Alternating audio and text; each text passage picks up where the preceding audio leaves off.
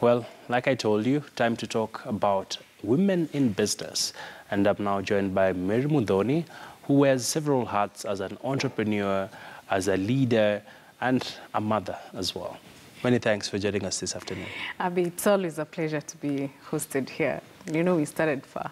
All right. Yeah.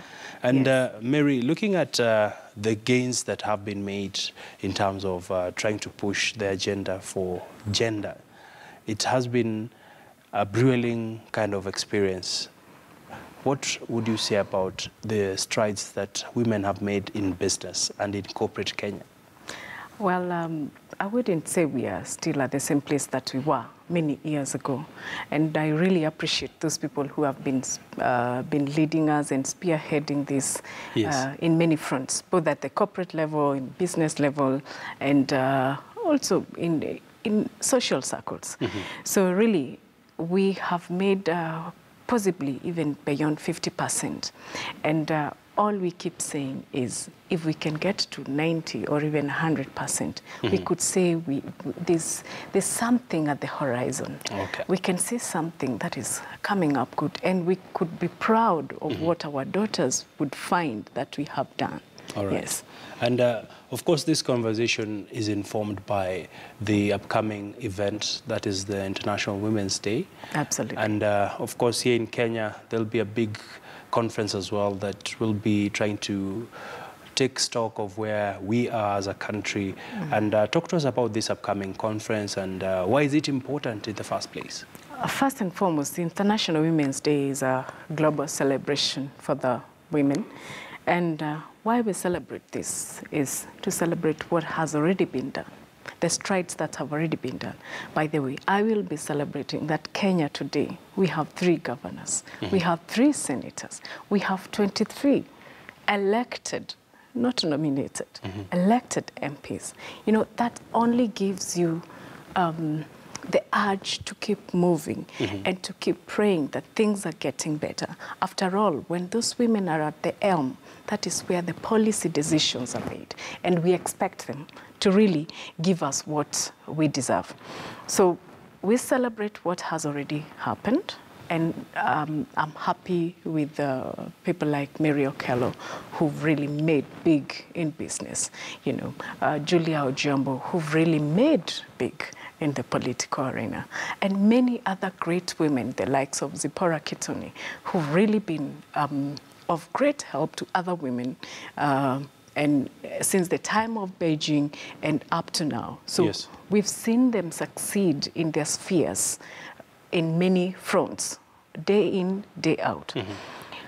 Again, we come back to where we are, the likes of Mary Muthoni, who are wading in the waters, in entrepreneurship, and also in the social circles, in the political circles, and trying to find their footing.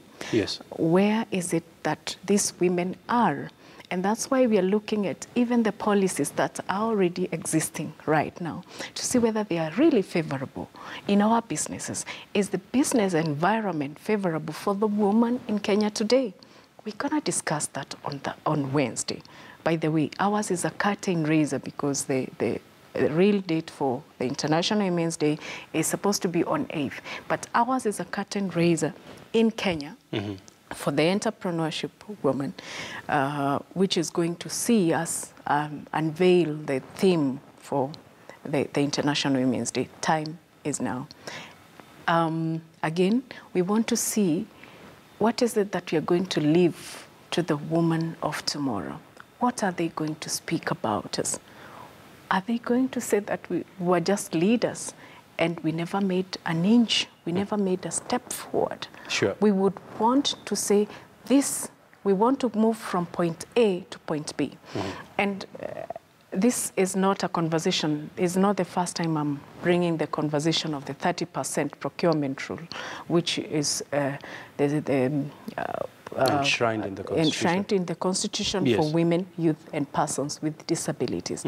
As far as I'm concerned, there has been a dismal performance in terms of the uptick Yes. of the same, because we are not even 20% of what is given to us. So really, we would want to tell the woman of tomorrow that we want to go to the president and tell him we want 50% of the procurement because we've already taken up everything in the 30%. Sure. Otherwise, right now, I actually feel like I have an egg on my face because there's nothing to tell him. All right. Yes. I just want to get your closing thoughts, Mary, in terms of this major conference. As we look towards it, what are some of the underlying issues that continue to hinder the modern-day woman in terms of breaking the glass ceiling?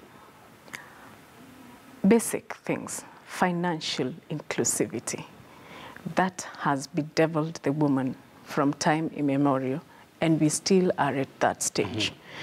The other day, we just saw the interest cap rate brought down up to 14%. But is it still helping the woman or the SME? It is not. I'm sorry.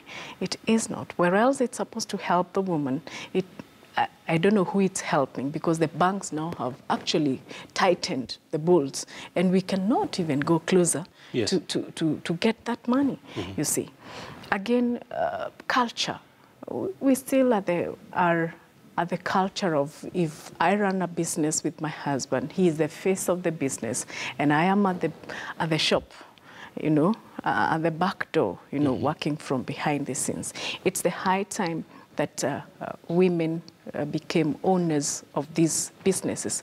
And of course, the culture of believing that women cannot own certain sectors in the business, the construction, the service industry, especially the innovation, the industry, when you talk about IT, you see, you find very few women, engineering, very few women are in these sectors. And that continues to triple, you know, every other day. So if some of these issues are dealt with today, and finally, a lack of implementation of policies to the latter, to the final end. If we could look into the policies that are already existing right now, because we don't need new policies. We already have enough policies, but we need to implement them. If it's the 30%, we need to have an end-to-end kind of operation that the women know from the time that tender is announced, we already have the information. Up to the time of knowing who has been given this tender and where is the money going. All right. Is it going to a man, because that is happening in some areas. Is it going to a man's account, or it's going to a woman's account? All right. And I can talk the whole day. Sure.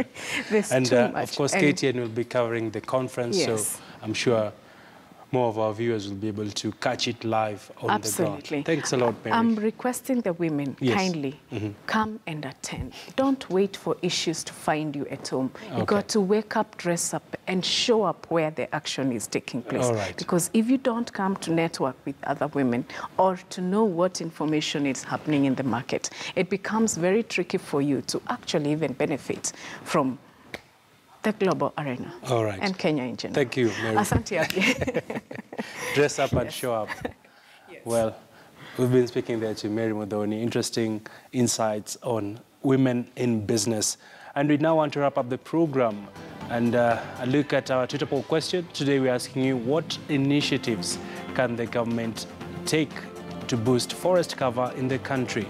Well, we can see you continuing to send us